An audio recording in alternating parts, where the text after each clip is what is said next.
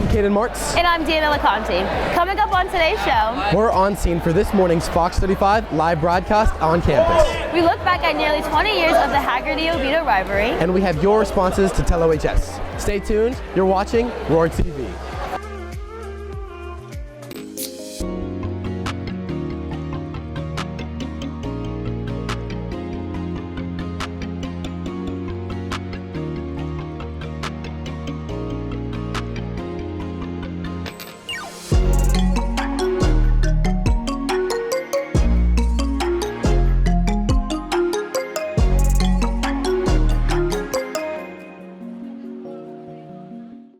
Hey Oviedo, it's Friday, October 4th, and it's a special afternoon edition of WROR-TV Weekly. Our Galactic-themed homecoming blasted off last week, but today the campus found itself in more engaging activities. Every fall, our local Fox affiliate broadcasts live from high school campuses, highlighting a local matchup on the gridiron. And today, the focus is the matchup that's dubbed the Hometown Showdown. That's right. But before we get further into that, let's go to our executive producer, Maddie Howard, for this week's responses of Tell OHS. Hey Oviedo, I'm Maddie, and earlier this week we asked you what you thought was the biggest rivalry in sports. Here's some of your replies. M said Michigan versus Ohio State. Her parents watch the game every year and it's a big one for their household. And AJ keeps us in the north with the Steelers and the Ravens. He says this matchup is always the toughest of the year for both teams and its roots go back to the 80s. Thank you for your replies. Be on the lookout early next week for some other questions. Now let's head back to the pep rally. Now those rivalries you all mentioned might have larger followings, but to us from Oviedo, nothing feels more important than when our school goes head-to-head with Hagerty High. Despite our high school's 100-year history, the rivalry wasn't really established until within some of our lifetimes. The population of the city of Oviedo saw a 132% increase in the 1990s, leading to the need for a second campus in the 2000s. Reporter Tessa Sims digs up some of the roots in this look at Hagerty and Oviedo by the numbers.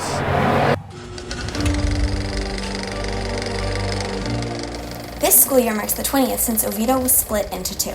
The 2004 to 2005 school year was the last time that the city of Oviedo was served by a single public high school. That year, enrollment at Oviedo topped 3,248 students.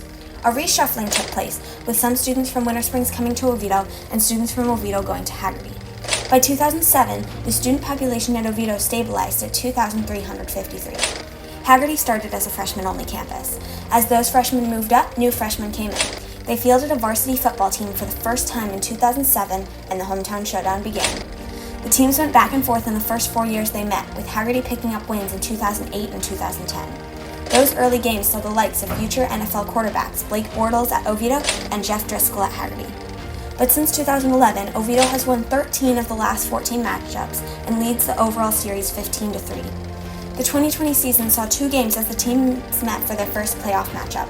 Perhaps most memorably, though, Oviedo overcame a 14-point deficit and scored a dramatic game-winning touchdown in the final minutes of the 2015 matchup. This year, Oviedo comes in with a 4-1 record and Hagerty sits at 4-2. But Oviedo is looking to add to an 8-game winning streak in the series. We'll see tonight if they can do it. For WROR-TV, I'm Tessa. To hear more on that rivalry and just about high school sports in general, check out me and Merrick DeCarlo's podcast at Oviedo Journalism, The Den. With both teams off to promising starts, it lends opportunity for more local coverage from media, like our local Fox 35 station. Now, being that we're a broadcast journalism program, it's particularly interesting and somewhat of a meta experience for us to report from the set of a professional broadcast. It's pretty cool what they do. Going live throughout the morning from 2 teams set to square off, reporter Allison Alford takes a peek behind the curtains of what's become of an annual visit by Fox 35. Those of us at WROR-TV can vouch for the difficulty of coordinating a news broadcast. The feeling is mutual for the many hands involved with coordinating pep rallies. But trying to do both? Well, that's just pure insanity. We walk into a gymnasium every Friday morning for Friday football, and we never know exactly what we're going to get, and that's exciting. There's typically a huge football team, a marching band, cheerleaders, a dance squad. We assess and make a quick plan, and then we're off and running. Usually I'm coming with a professional ENG camera, a device to go broadcast live. In this case, we have a live view, which is a backpack who connects with cell phone towers to transmit the signal live. Next to 8 cell phones.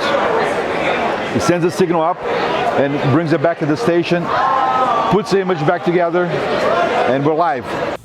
There's no shortage of work, though, in the time before the little red light on the camera turns on.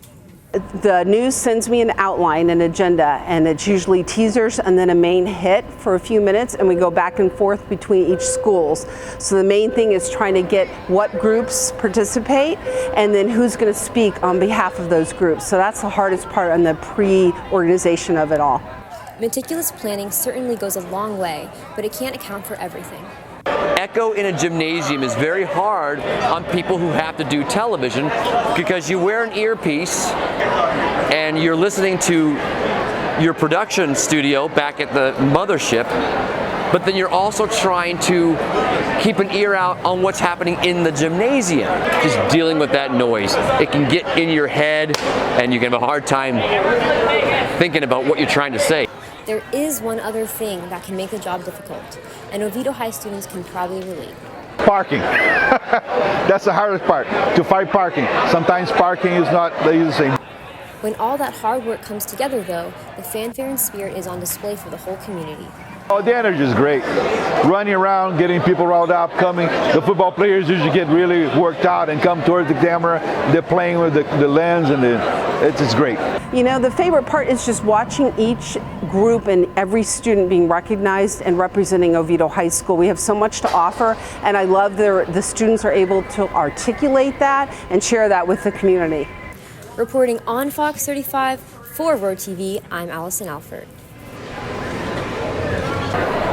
This week kicks off the month of October, a month known for several prominent causes, including Red Ribbon Week and drug prevention. It's a great opportunity to premiere this PSA from our new crew members Skylar Klinker and Noah Hedlund. We'll be right back after this quick break.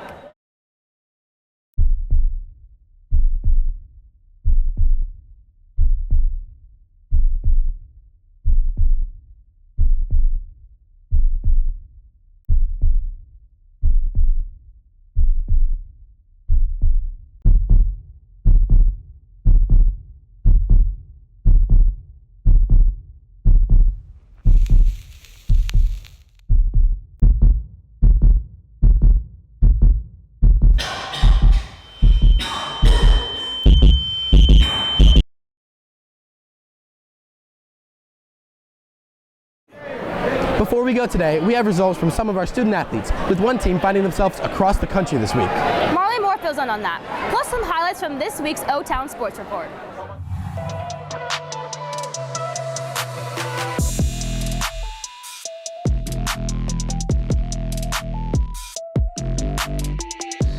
Good morning, Oviedo. I'm Marley Moore, and this is your O-Town Sports Report. Wednesday, the Lions swim and dive took on Lyman. The boys outscored the Greyhounds 127-40, and the girls won 132-36. Top performances came from Tristan Massey in the 100 fly with a 54, and Simon Gong in the 100 free with a 51. For the girls, WROR-TV's very own Maddie Bacek took the 100 back with a 107, and Jane Coleman finished the 100 free with a 58.6. Boys bowling and girls bowling also proved that it's better to be a Lion than a Greyhound, with the boys defeating Lyman by a nearly 300-point margin. Alex Coghill led the team with a 223 high game and a 436 high series. Girls bowling won by nearly the same margin. Noah Holzman led the team with a 360 series high. Last week, as part of the homecoming festivities, the junior and senior girls took the field for the annual Powder Puff game. Photographer Ethan Kane was there for the highlights. Seniors, you may want to look away for this one. In the first half, both quarters had to shake off some nerves as they exchanged a pair of interceptions. But the juniors got off rolling first as quarterback Reese Sanderson completes a touchdown to Allison Sharp. Successful two-point conversion attempts would give the juniors a 16-0 lead at the half. But the seniors weren't about to go away quietly. Ansley DeVos completed a touchdown and a two-point conversion to Destiny Tech to put the seniors on the board. But Sanderson and the juniors would respond with another pass to Alan Scarf and a two-point conversion to Riley DeSoto. Ansley DeVos would keep the seniors live in the game with a touchdown to Ava Descaris. But only a few minutes remaining, the time ran out on the seniors' final drive, and the juniors won by a score of 24-16. Sadly, the girls volleyball don't get to see this morning's live broadcast on Fox 35 because they're a couple time zones away in Arizona. They play 3 matches this afternoon in the Nike Tournament of Champions. And finally, football is of course just going to be a few miles down the road against the Huskies. That's all we have for you today. Now let's head back to the pep rally in the CCM gym. All right, Oviedo, that will wrap us up on this afternoon edition of ROR TV. Don't forget that starting Tuesday of next week, the bell schedule will be different each day for 9 weeks exams. We'll see you back in the studio Monday as we get ready to finish the quarter strong. Have a great weekend, and as always, Go Lions!